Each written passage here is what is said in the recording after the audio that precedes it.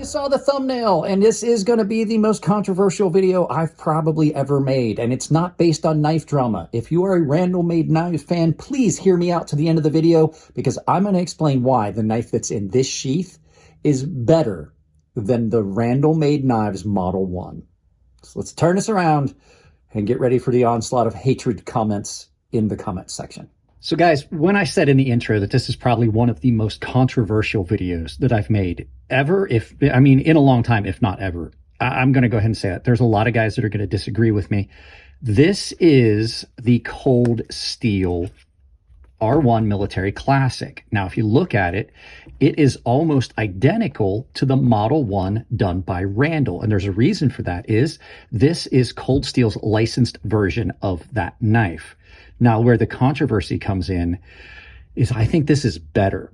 And to give you a little backstory, so nobody says, oh, you don't know what you're talking about, you just don't know Randall knives. I owned a Model 1 Randall in 01 tool steel with a stacked leather handle, and I'm going to get into the why.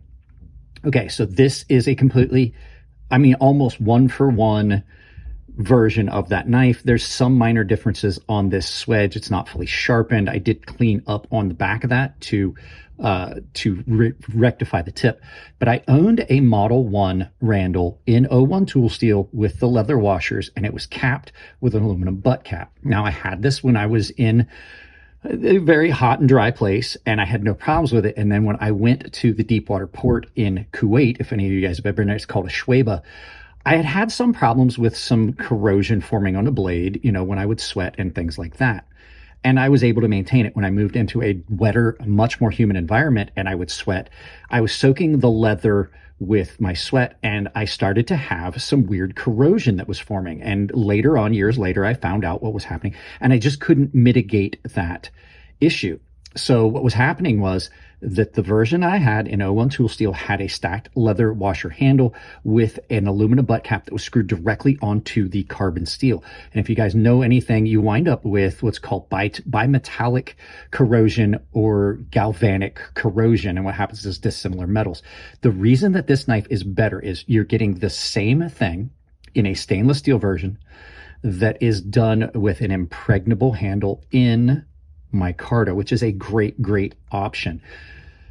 This knife, I have been putting it through its paces. I don't think that I would qualify this as a bushcraft knife. It is definitely a combat knife. It has those stylings.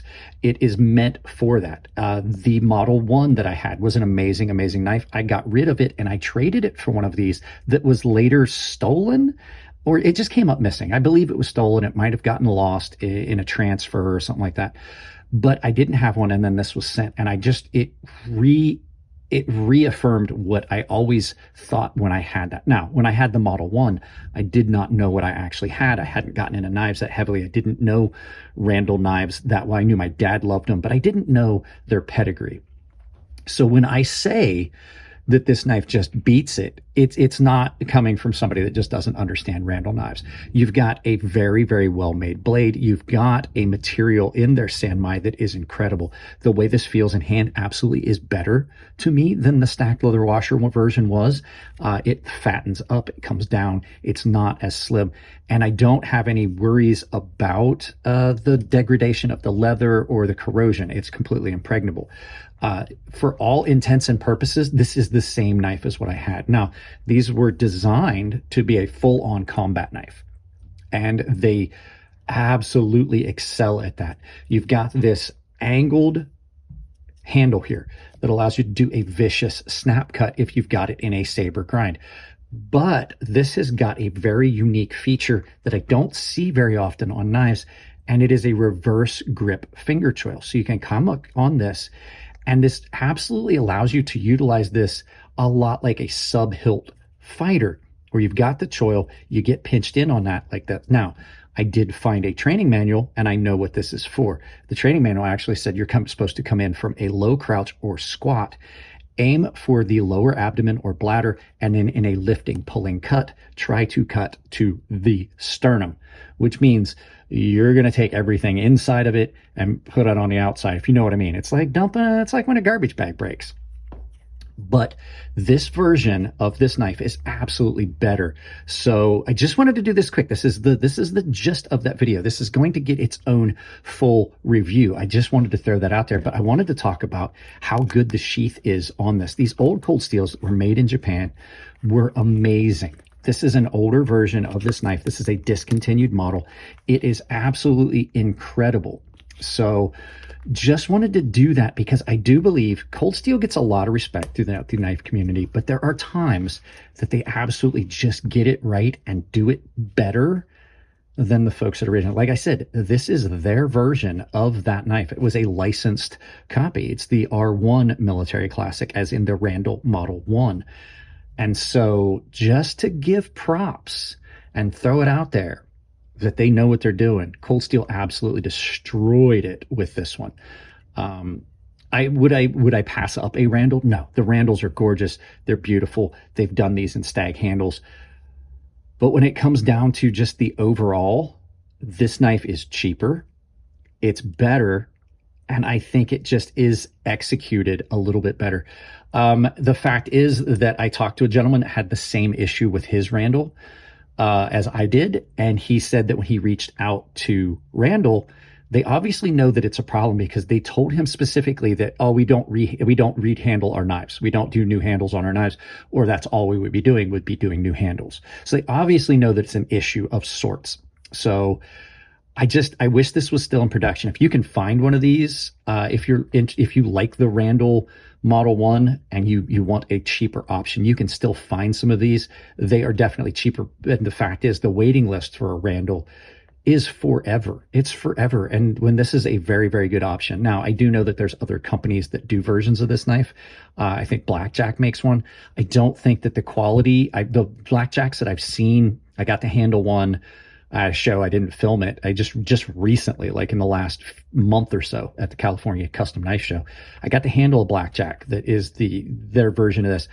The quality is nowhere near what it is on this. Cold Steel just killed it with this one. So yeah, there will be a full review of this knife, being, I think the best possible combat knife that you can get. If you want to know my truth, the best fighting knife you can get is probably this one right here. So you'll see that video. But guys, not to make this take any longer, I just had to do it. I just kind of had to do it. Might not be a video that shows well, but let's turn this around, do some final thoughts, and send you out about your day. So yeah, there you go, guys. Am I expecting some vitriol in the comment section? Yeah, I do. But the fact is that Randall Made Knives do know that this is an issue and that there are some issues. And overall, I'm a bigger fan of the micarta than the stacked leather. And just the overall feel of this knife, for me, is a better knife. The Randall Made Knives are amazing. If you're a fan of Randall Made Knives, not at all trying to disparage the brand. They have been doing it right and doing it well for a very long time.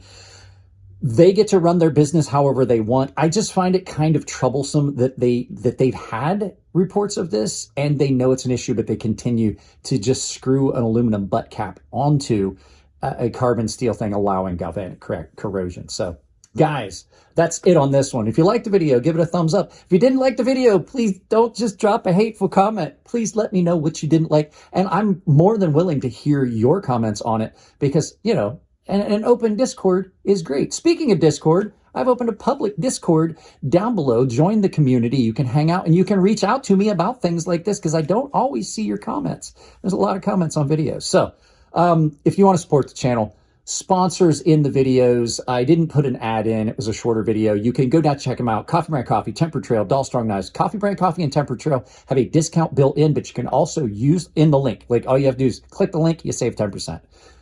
You can also use coupon code Crazy Sharp if you like to make things more difficult, but that coupon code Crazy Sharp, all one word, works at Fair and Forged Knife Works and Rosecraft Blades as well.